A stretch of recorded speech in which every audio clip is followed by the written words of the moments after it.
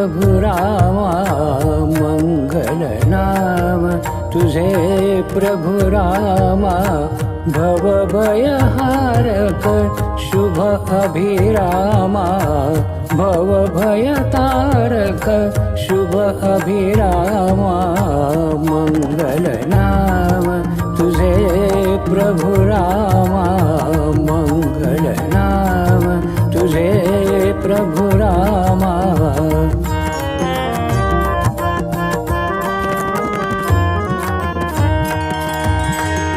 अमृतमय तव चरित्र गाथा रामा रामा अमृतमय तव चरित्र गाथा रामा रामा श्रांत चित्त हो पावत पावन धामा मंगल नाम तुझे प्रभु रामा मंगल नाम तुझे प्रभु रामा।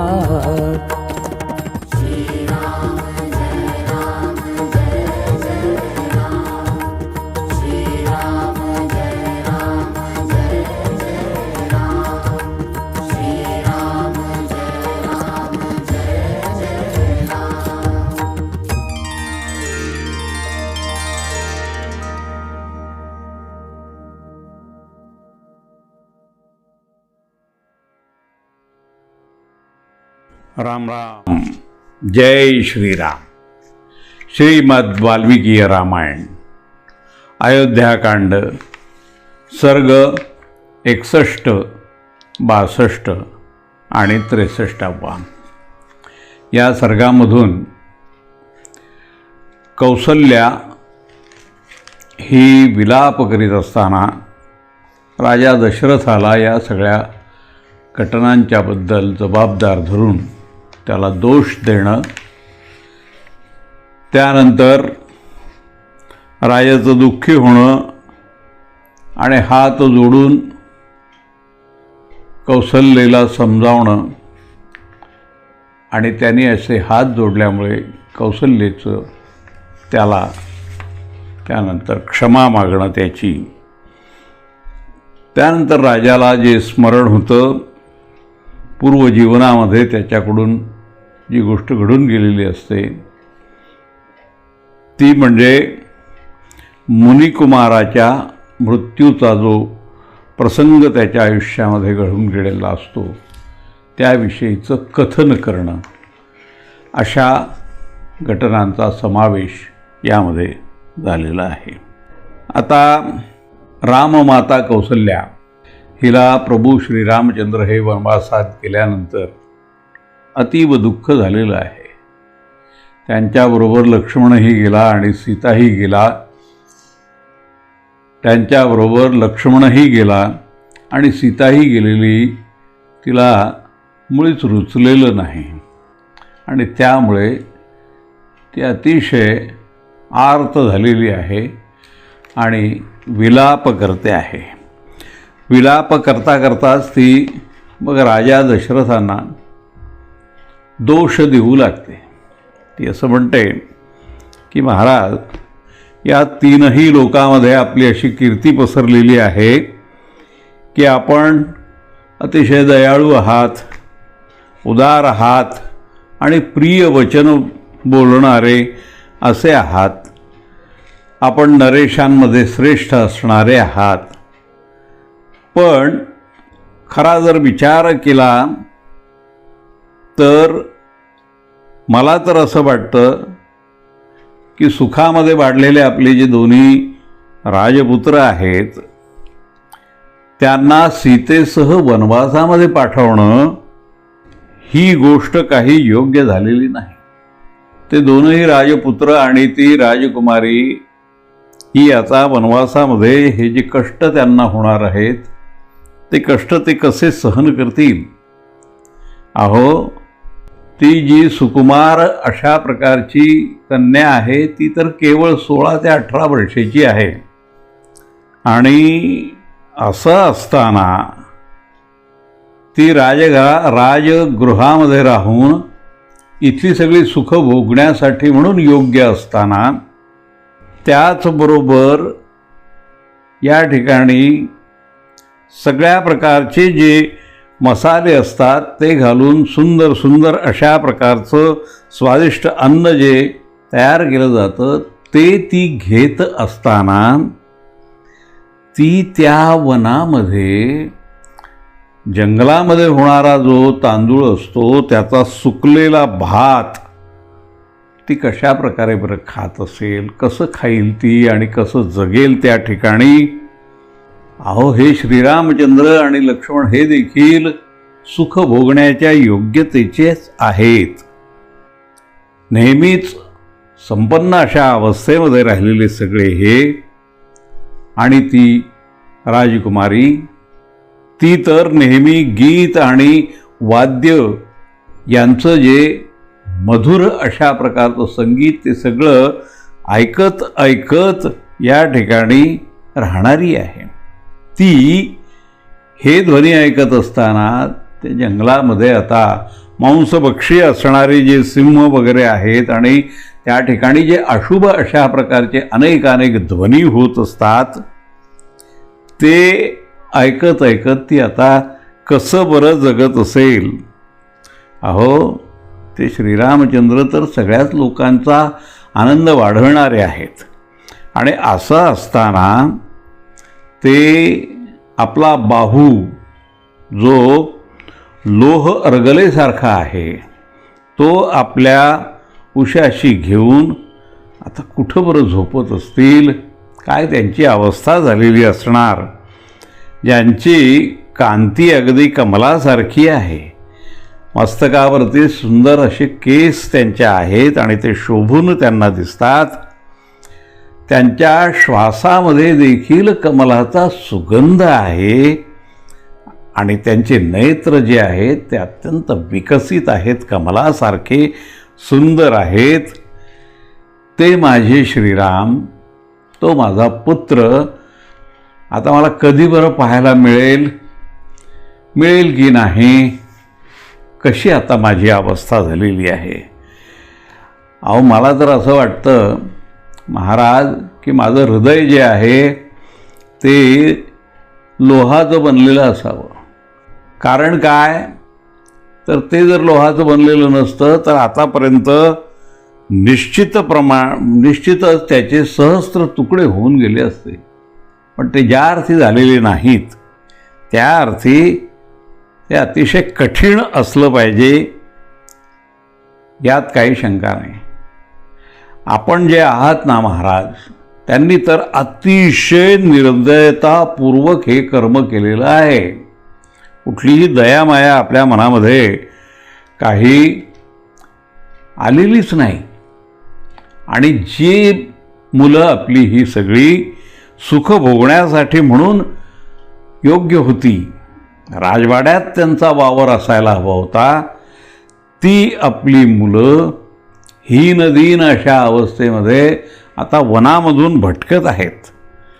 आणि मला सांगा, जर ते अशा रीतीने 15 वर्षांनी पुन्हा वनातून परत येतील तर त्या श्रीरामांना हा जो भरत आता हे राज्य त्याच्या ताब्यामध्ये जाणार आहे, त्याचं अधिपत्य तो करणार आहे, ते राज्य आणि तो कोश, राजपरिवाराचा कोश, तो सगळा आता तो श्रीरामांना देईल असं तर काही मला वाटत नाही. 15 वर्ष उलटून गेल्यानंतर त्याला देखील त्याविषयी प्रेम निर्माण होणारच, लोभ निर्माण होणारच. असं सांगतात की काही लोक श्राद्धाच्या वेळेला प्रथम आपल्या दौहित्र बांधवांना भोजन देतात आणि त्यानंतर ते निमंत्रित जे श्रेष्ठ ब्राह्मण असतात त्यांना ते दिलं जातं. आता इथे एक गोष्ट महत्त्वाची आहे, ती अशी आहे की त्यांच्यामध्ये, त्या ब्राह्मणांच्यामध्ये जर एखादा गुणवान आणि विद्वान असेल, देवतुल्य असेल, तर तो त्याला जरी अमृताचं भोजन दिलं तरी अशा भोजनाचा तो स्वीकार करणार नाही. जरी पहिल्या पंक्तीतच ब्राह्मण भोजन करून उठत असतात, तरी जे श्रेष्ठ आणि विद्वान ब्राह्मण असतात ते अपमान होण्याच्या भीतीमुळे, केवळ अपमान होण्याच्या भीतीमुळे असं जे भुक्तशेष अन्न असतं, उष्टावलेलं असतं, त्या अन्नाला ते स्पर्श देखील करीत नाहीत. जो उत्तम बैल असतो ना, तो आपली शिंग कापायला कधी तयार होत असतो का? तर होत नाही. महाराज हे जी मी काही उदाहरणं आपल्याला सांगितलेली आहेत, तशाच प्रकारचं हे उदाहरण घडलेलं आहे.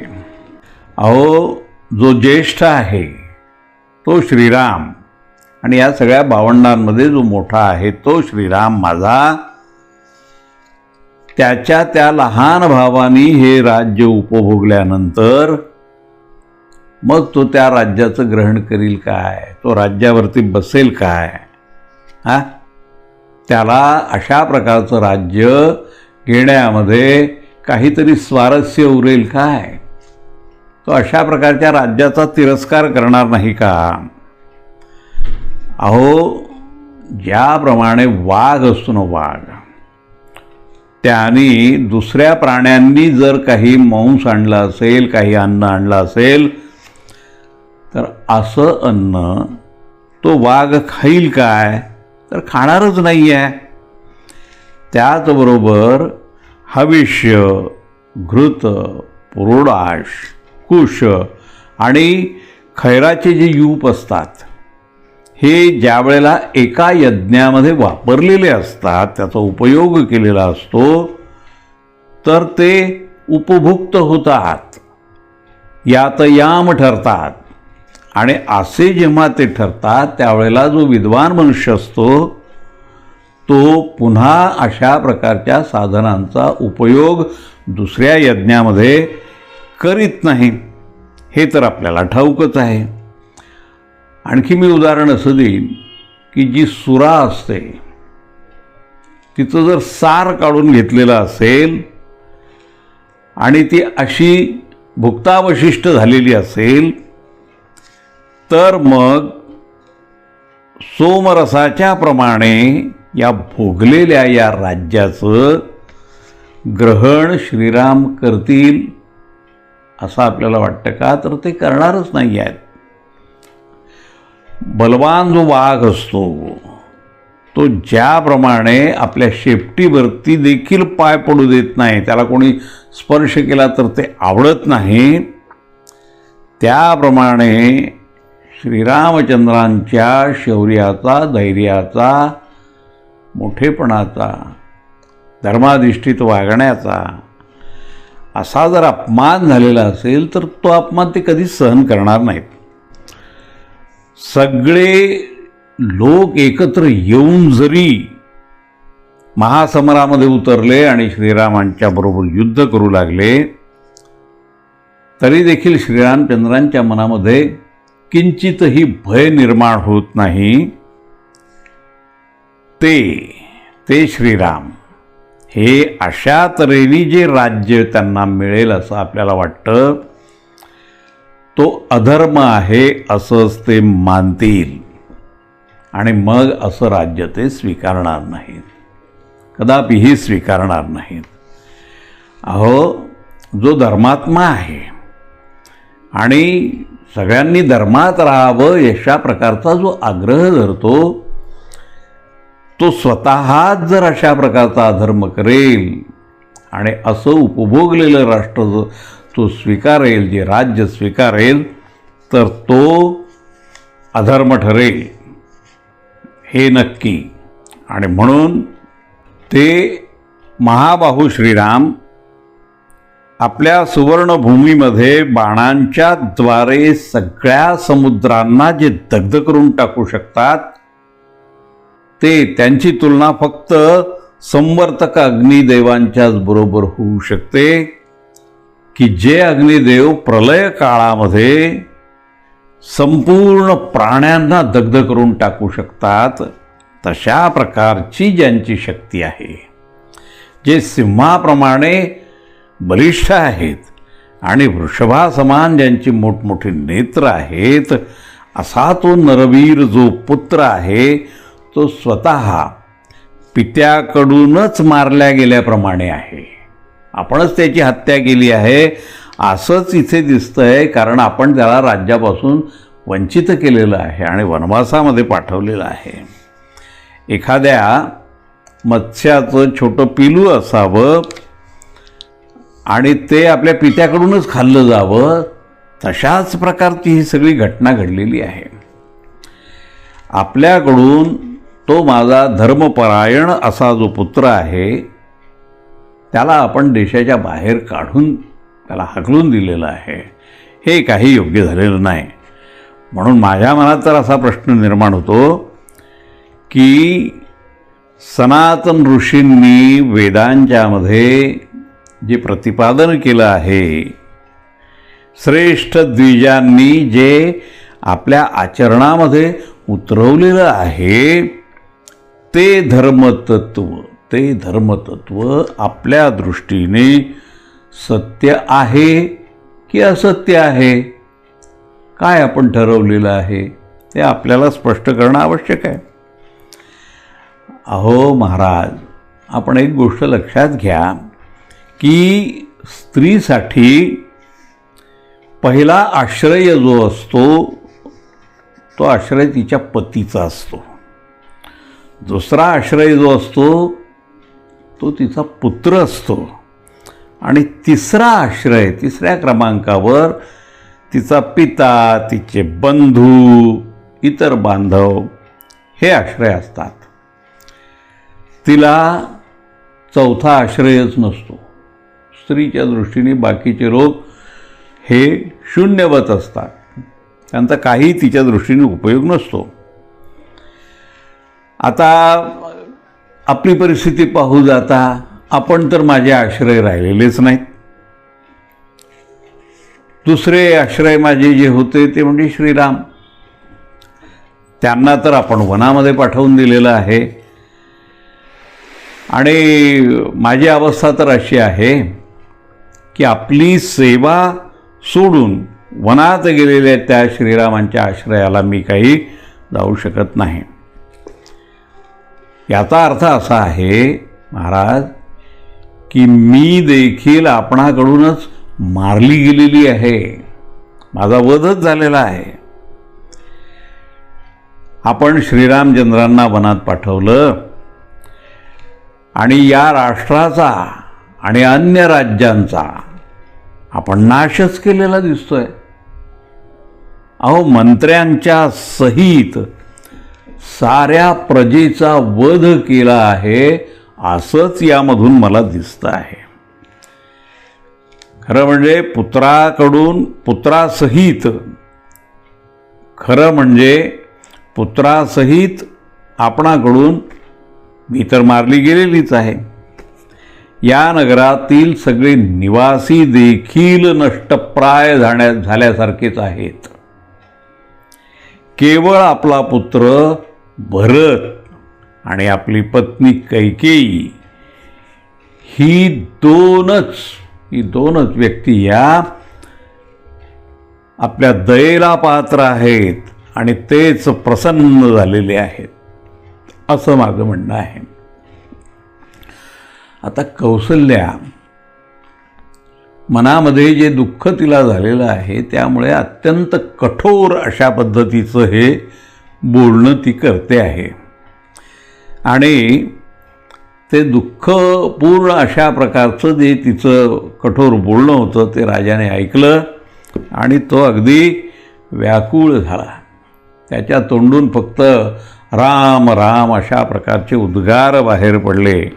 तो यावरती काहीही करू शकत नव्हता आणि तिला असं कोपाविष्ट झालेलं त्याने पाहिलं आणि ती अशी जी कठोर वचनं त्याला बोलत होती त्यामुळे तो जो विद्ध झाला त्यामुळे त्याला चिंता वाटायला लागली की आता कौसल्येसारखी देखील शांत चित्तवृत्त असणारी ही राणी देखील आता रागावली आहे आणि आपल्याला बोलते आहे. त्यामुळे तो चेतनाहीन बनला. फार वाईट वाटलं त्याला.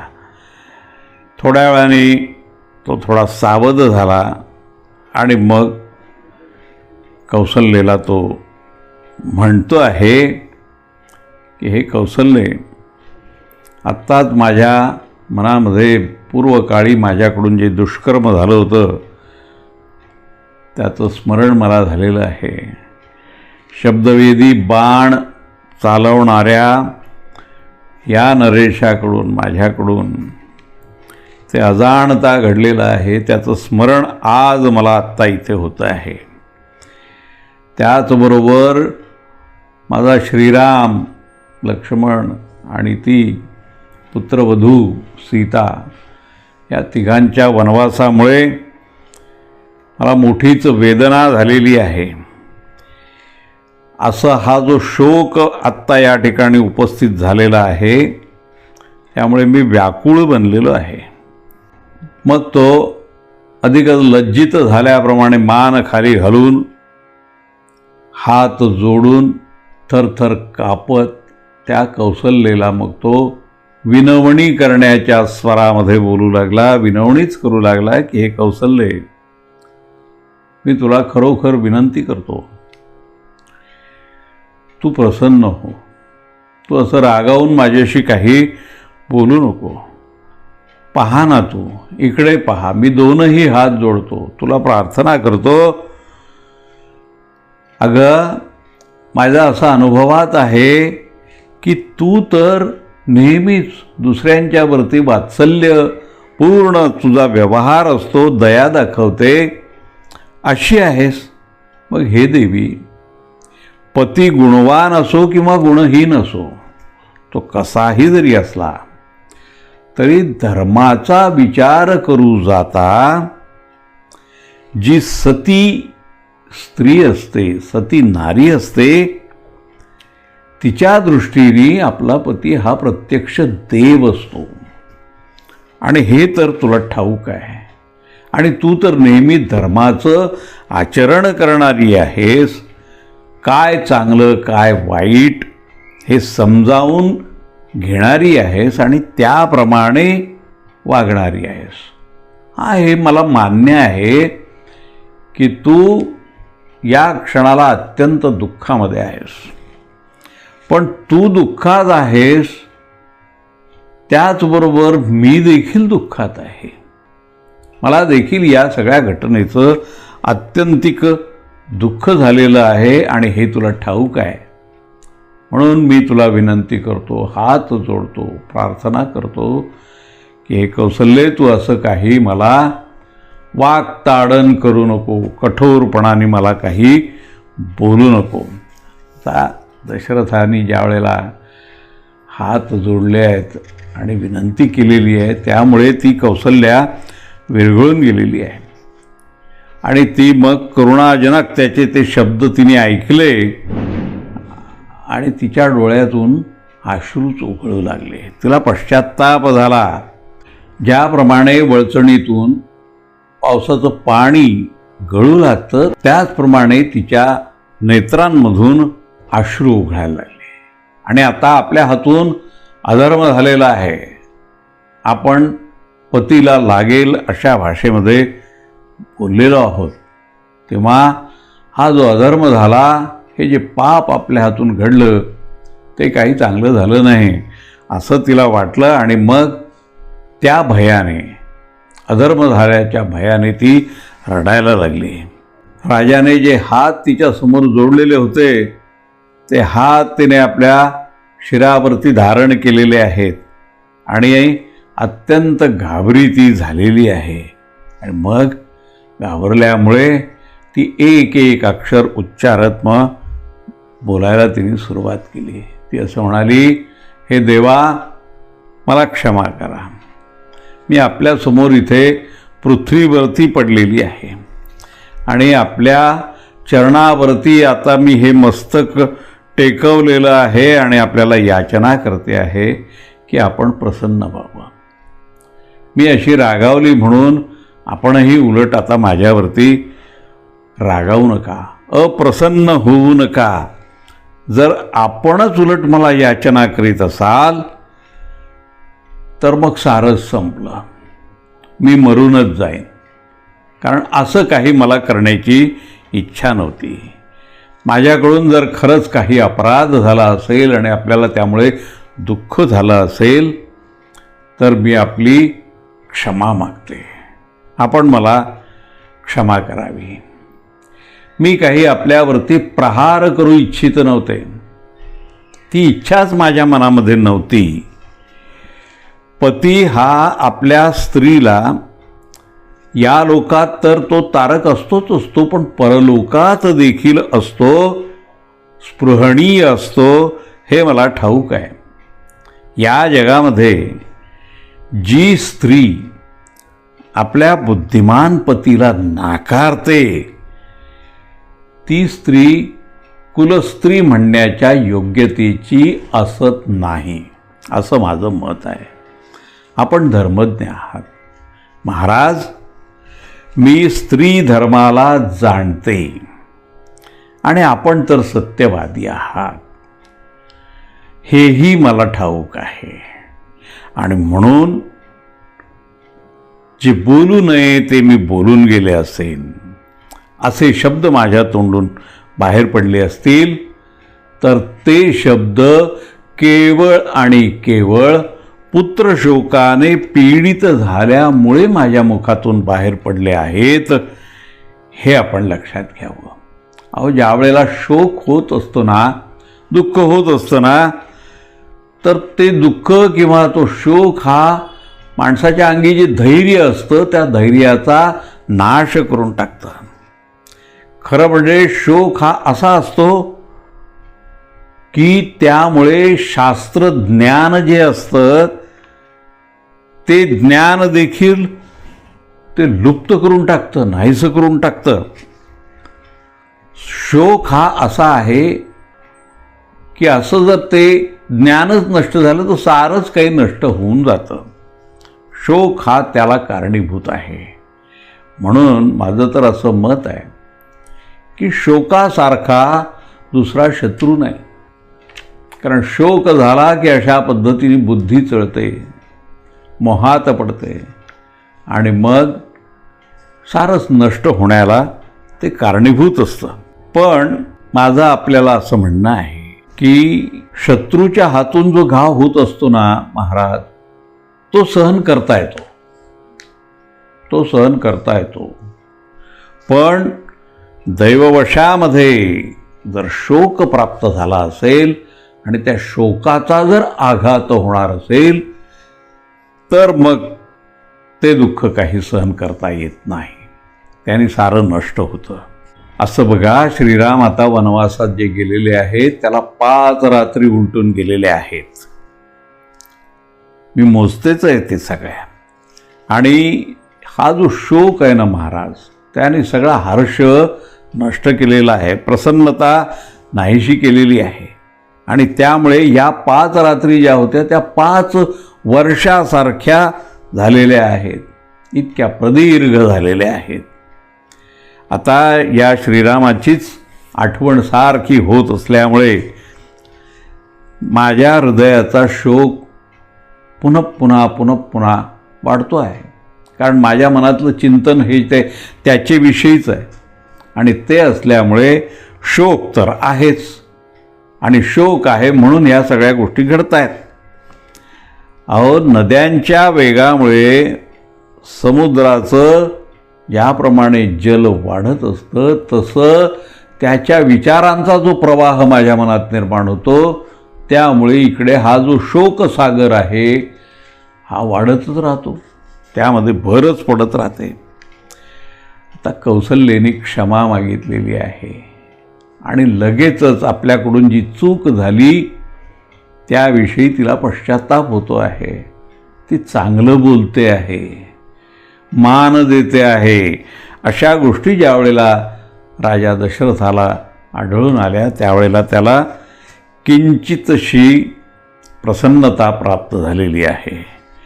आणि तो रात्रीचा समय असल्यामुळे आणि राजा हा त्या चिंतेत आणि चिंतनामध्ये गुंतलेला असल्यामुळे त्याला किंचितशी झोप लागली. शोकामुळे तर तो क्लांत झालेलाच होता. मग किंचित अशी झोप त्याला लागली. झोपेमधून त्यावेळेला तो पुन्हा किंचित सावध झाला. त्यावेळेला त्याचं हृदय पुन्हा एकदा व्याकुळ होऊन उठलं आणि मनातल्या मनामध्ये पुन्हा तो चिंतातूर बनला. श्रीराम आणि लक्ष्मण वनात गेल्यापासून महाराज दशरथ हे याच पद्धतीने शोक करत असताना आपल्याला दिसून येतात. सूर्य नाहीसा झाल्यानंतर ज्याप्रमाणे अंधार पडतो, सगळीकडे काळोख पसरतो, त्याप्रमाणे मनामध्ये अशा प्रकारचा काळोख पसरून ते अगदी दबून गेल्याप्रमाणे त्यांची अवस्था झालेली होती.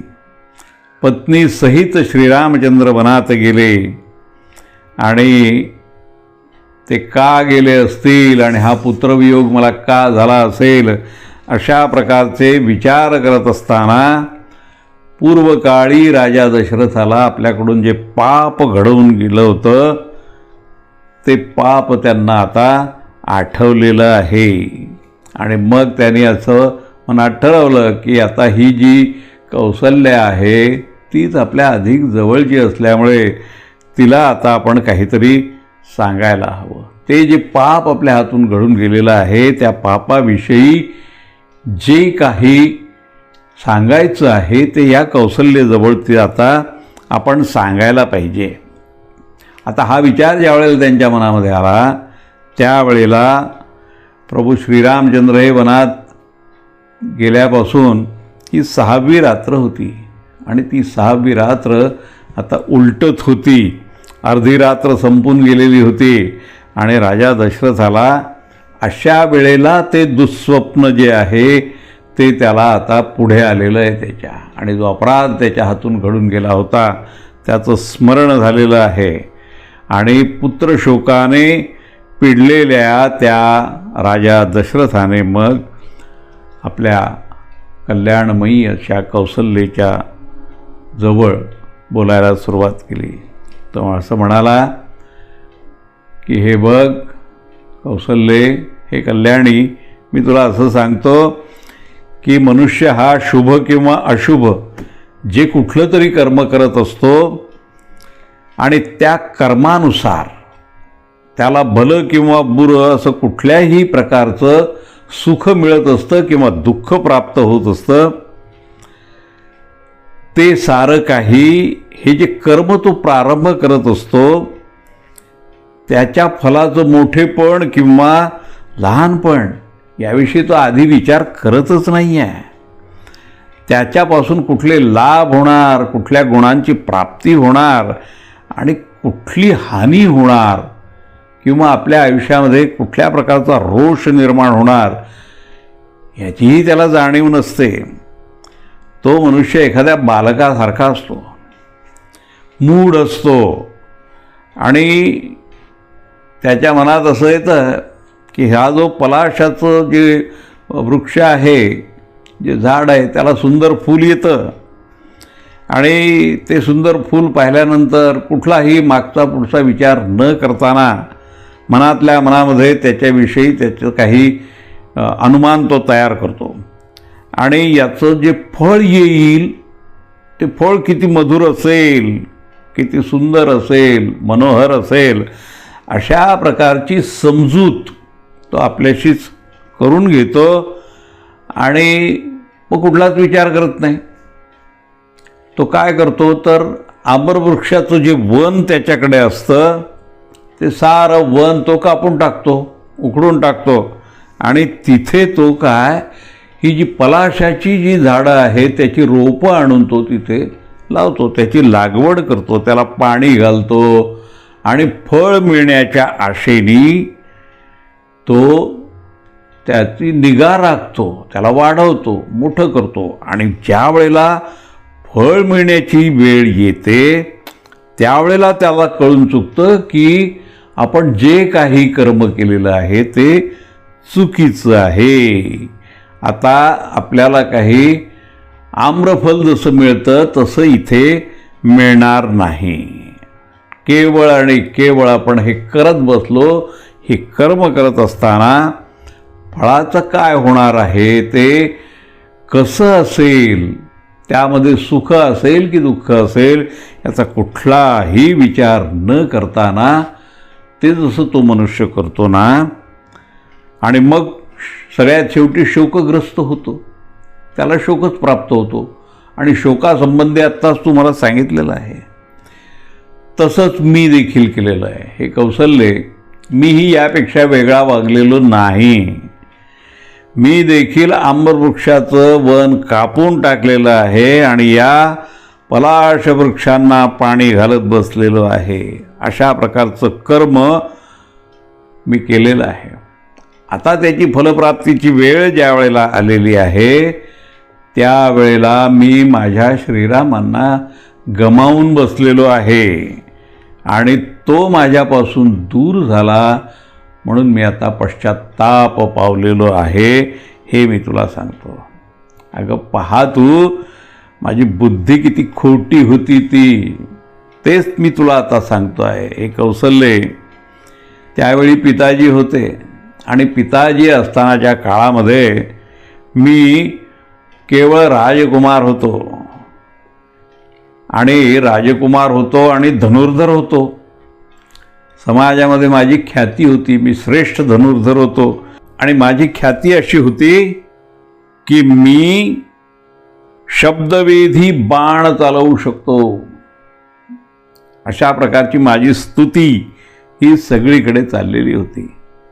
देवी, आपणच केलेलं जे कुकर्म असतं त्याचं फळ मला या महान अशा दुःखाच्या रूपानं प्राप्त झालेलं आहे. माझा राम मी या सगळ्या गोष्टीमध्ये गमावलेला आहे. एखाद्या बालकाने जसं अज्ञानवश ते असतं, बालक असते, त्याला कळत नाही आणि बालबुद्धीने काहीतरी तोंडात टाकायचं म्हणून जर त्यांनी विष खाल्लं तर ते जे विष असतं ते परिणाम करायचं थांबत नाही.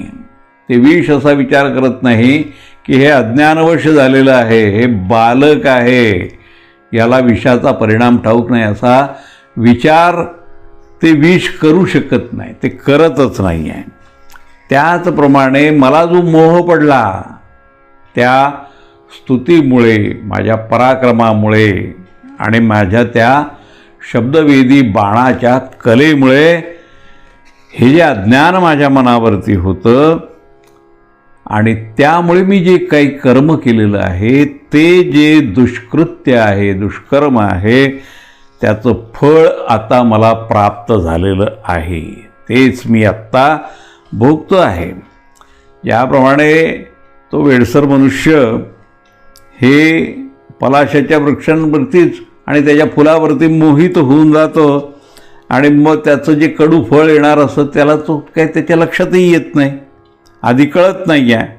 त्याचप्रमाणे ही जी बाणविद्या आहे, शब्दवेधी बाणविद्या, ह्याची जी प्रशंसा समाजामध्ये झाली, माझा जो गौरव झाला, त्यामुळे मी एवढा संतुष्ट झालो, प्रसन्न झालो की मग त्याच गडबडीत आणि त्याच अवस्थेमध्ये माझ्या हातून पापपूर्ण अशा प्रकारचं हे जे कर्म घडलेलं आहे ते मी अत्यंत क्रूरपणाने केलं असंच त्याला म्हणावं लागेल. आणि त्याचं जे भयंकर अशा प्रकारचं फळ होतं ते मला आता प्राप्त झालेलं आहे. हे देवी, त्यावेळेला आपला विवाह झालेला नव्हता. मी तर केवळ एक युवराज होतो. त्या दिवसातली ही कथा आहे.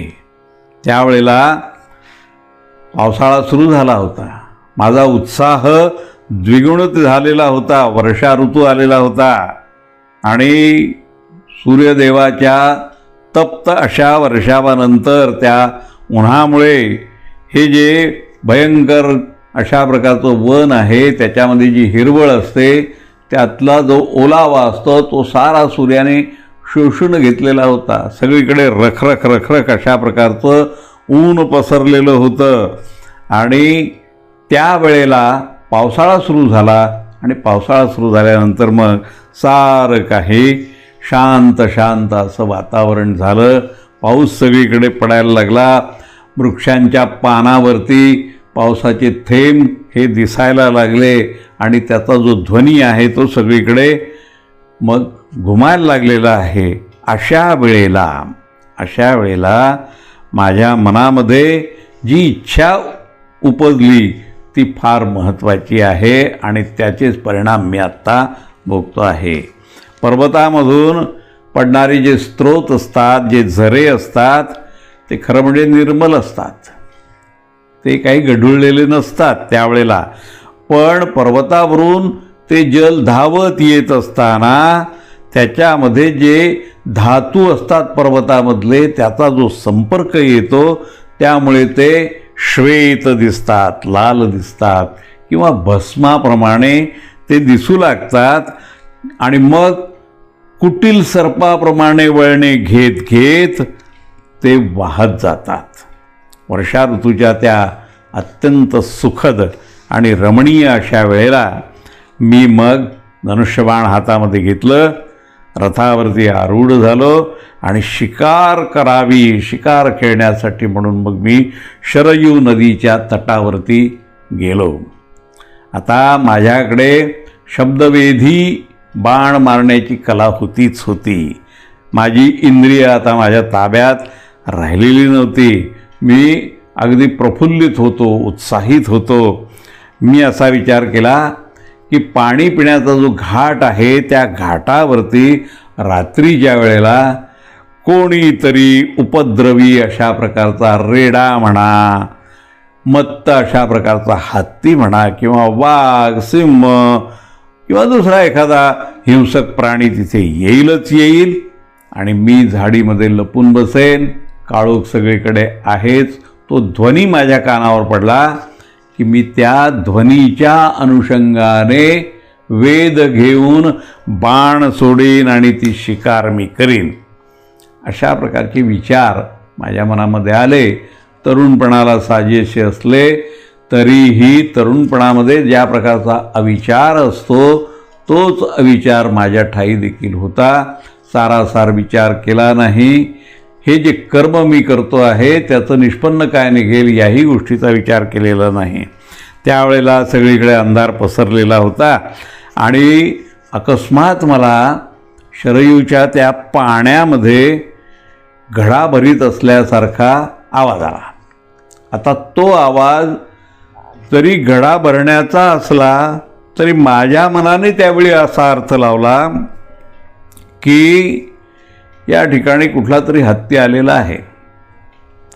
दूर असल्यामुळे मला ते दिसत तर नव्हतंच, पण हत्ती पाणी पित असावा अशी अटकळ मी माझ्या मनाशी बांधली आणि तो ध्वनी मला हत्ती आपल्या सोंडेनी पाणी आत जसा घेतो तसा तो ध्वनी मला वाटला. आणि त्यामुळे मी काय केलं की त्या शब्दांचा वेध घेतला आणि तो बाण एक काढला आणि सोडला देखील.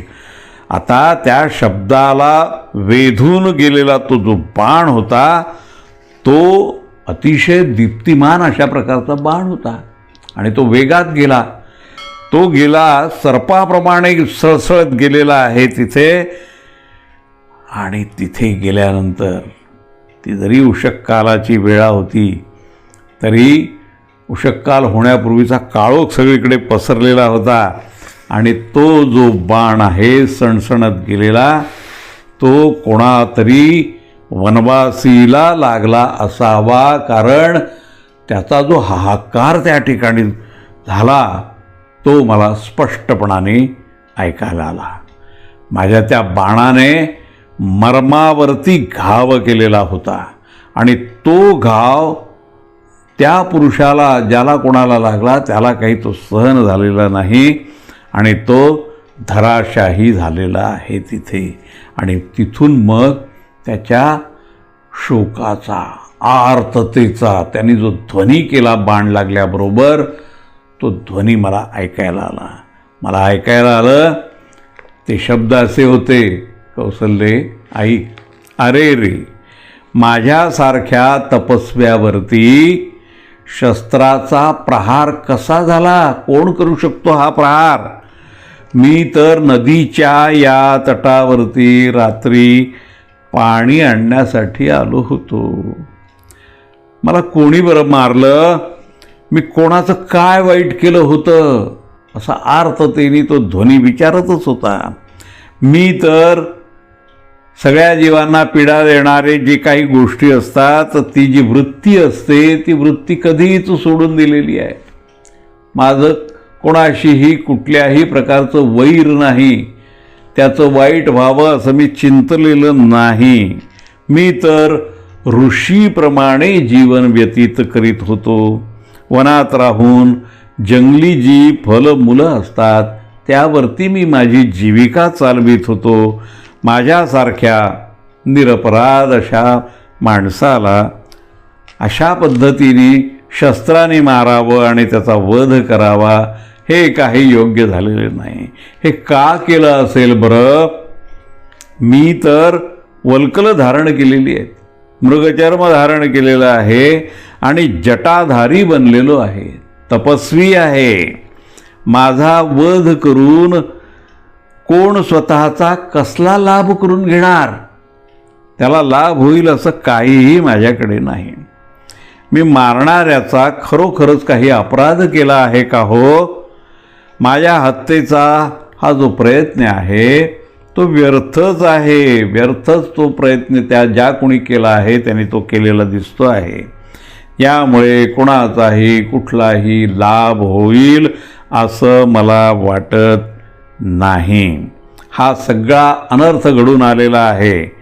अहो, हा अनर्थ कसा आहे ठाऊक आहे का?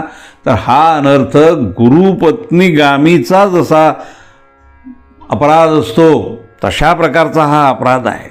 माझी ही हत्या करणाऱ्याला कोणीही चांगलं म्हणेल अशातला काही भाग नाही आहे. मला आपल्या जीवनाचा अशा प्रकारे जो अंत झाला त्याचं काही फारसं वाटत नाही, त्याची काळजी मी करत नाही. पण मी मरण पावलेलो आहे हे माझ्या मातापित्यांना कळलेलंच नाही आहे. त्यांना आता जे कष्ट होतील त्याची मला काळजी आहे. यासाठी मला वारंवार हा जो शोक निर्माण झाला आहे माझ्या मनात तो होतो आहे. आता मी या 2 वृद्धांचं पालनपोषण करीत होतो, ते अनेक वर्षांच्यापासून करत होतो.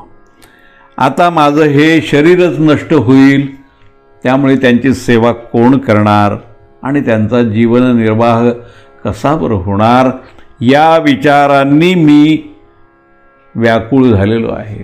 हा जो घातकी जो कोणी आहे त्याने एकाच बाणाने काय केलं तर मला तर त्याने मारलेलंच आहे, पण माझ्याबरोबर माझे जे वृद्ध माता पिता आहेत त्यांना देखील मृत्यूच्या मुखामध्ये याने ढकलून दिलेलं आहे. असा कोण हा विवेकहीन मनुष्य आहे आणि ज्याचा इंद्रियांच्यावरती ताबा नाही असा हा जो मनुष्य आहे त्याने मला असं मृत्युमुखी का बरं ढकलून दिलं आहे? असं करुणापूर्ण जे त्याचे उद्गार होते, जे शोक होता त्याचा, तो मी ऐकला आणि मग मात्र मी घाबरूनच गेलो. मला मोठीच व्यथा झाली. मी तर धर्माप्रमाणे वर्तन करावं अशा मताचा होतो, धर्माची अभिलाषा धरणारा होतो, आणि असं असताना माझ्या हातून हा जो काही अधर्म आत्ता घडून गेलेला आहे तो कसा बरं घडला हे तर मी आता करून बसलो. हे कर्म माझ्या हातून झालेलं आहे प्रत्यक्षामध्ये. त्यामुळे हे विचार माझ्या मनात आले आणि हातामध्ये धारण केलेलं जे धनुष्य होतं आणि जे बाण माझ्याकडे होते ते सगळे गळून खाली पडले जमिनीवरती आणि मला अतोनात शोक त्या ठिकाणी निर्माण झालेला आहे. रात्रभर तो जो काही कष्ट करणारा, तो जो कोण मनुष्य तिथे होता विलाप करणारा, ऋषितुल्यच असला पाहिजे, कारण त्यांनी जटा धारण केलेल्या आहेत, वल्कलं धारण केलेली आहेत, मृगचर्म धारण केलेलं आहे. तो ऋषीच असणार. त्यामुळे त्याचं ते करुणापूर्ण अशा प्रकारचं भाषण मी ऐकलं आणि मी शोकग्रस्त झालो. अतिशय वेगाने मी त्याच्याकडे धाव घेतली. माझी चेतनाशक्ती खरं म्हणजे लुप्त झाल्यासारखीच झाली होती आणि माझ्या हृदयामध्ये काळजीमुळे अतिशय दीनता पसरलेली होती. फार फार मला दुःख झालं. शरयूच्या त्या किनाऱ्यावरती त्या विशिष्ट स्थानाकडे मग मी गेलो आणि मी जवळ जाऊन पाहिलं. एक तपस्वी घायाळ होऊन तिथे पडलेला होता. त्याच्या जटा विखुरलेल्या होत्या आणि त्यांनी जो पाण्याचा घडा बरोबर आणलेला होता तो देखील जवळच लवंडून गेलेला होता आणि तो पडलेला होता तिथे.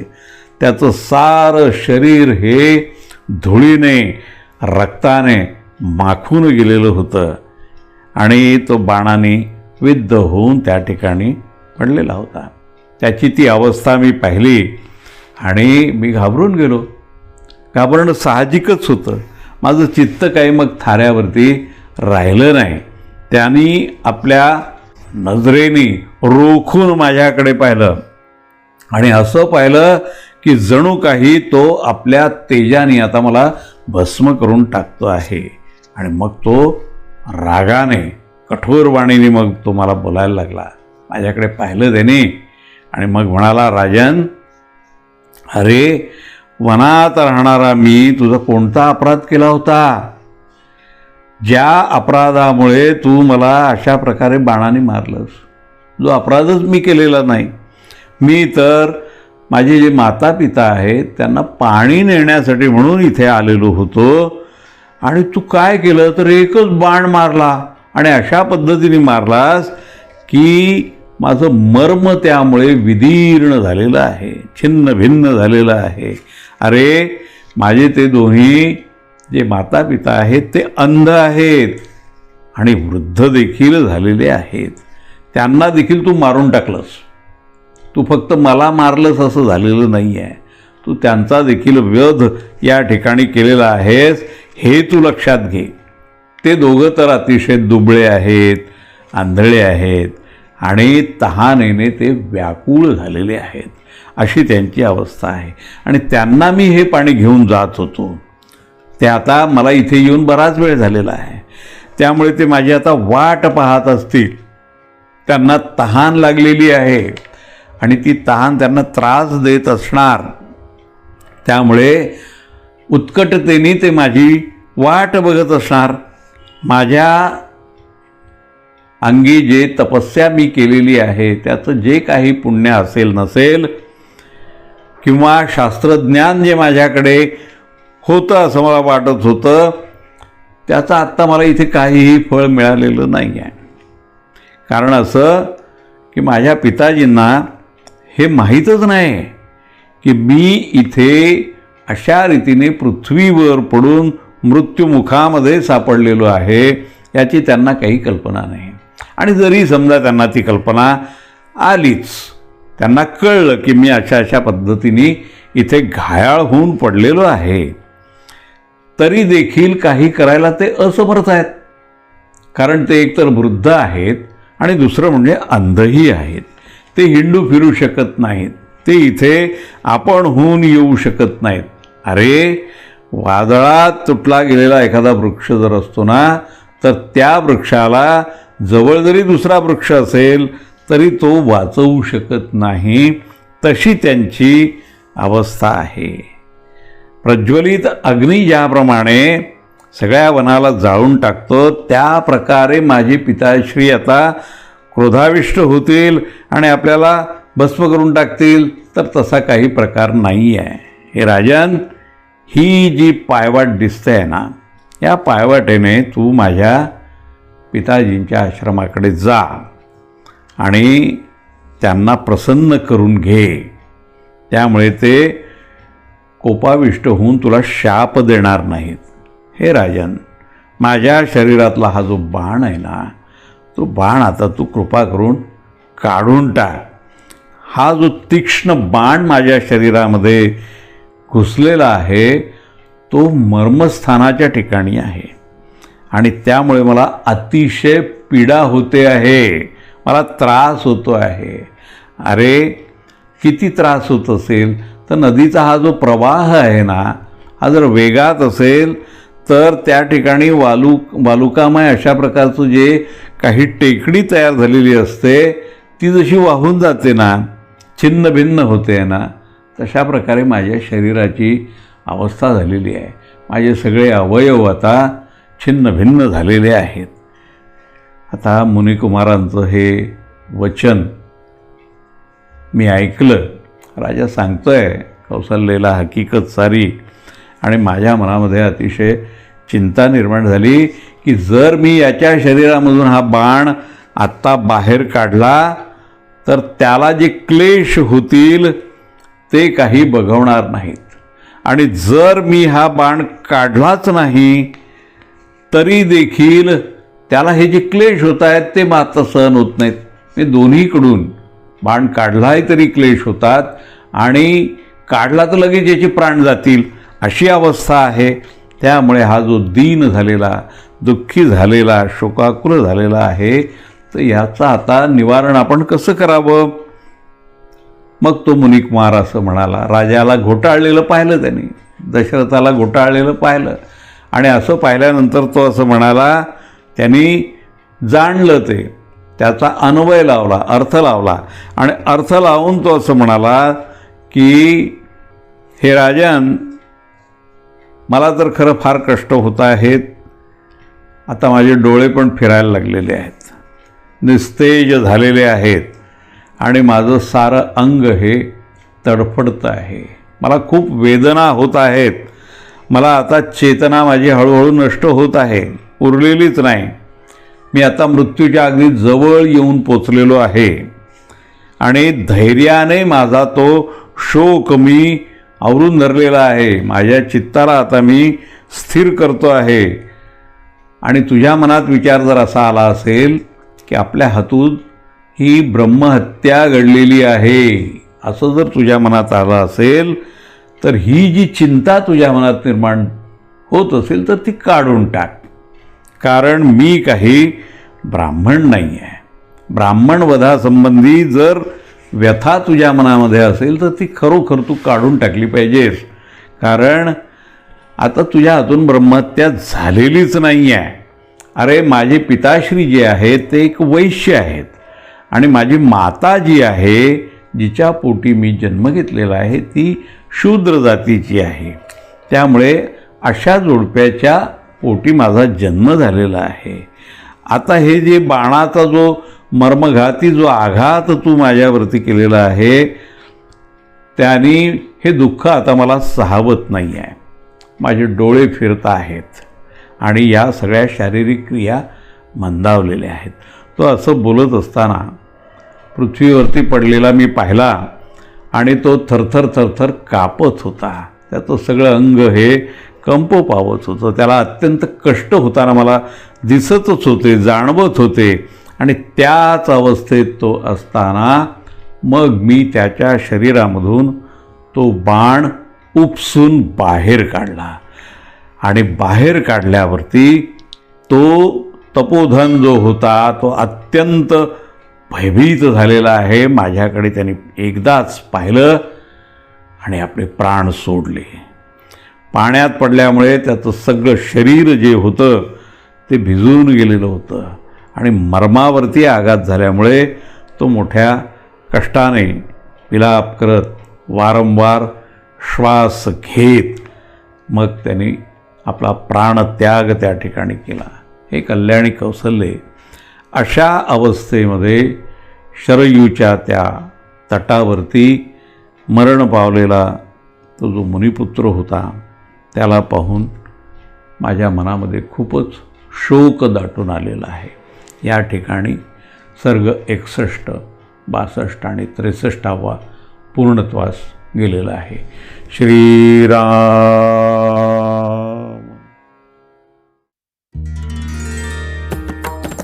श्री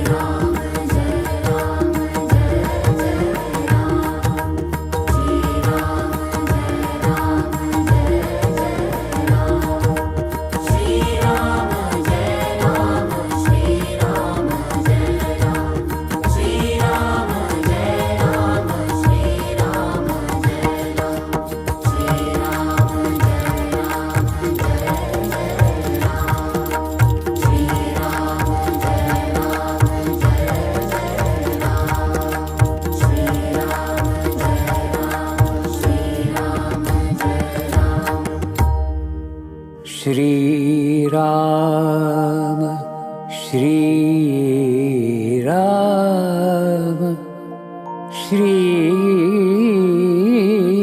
श्रीराम श्रीराम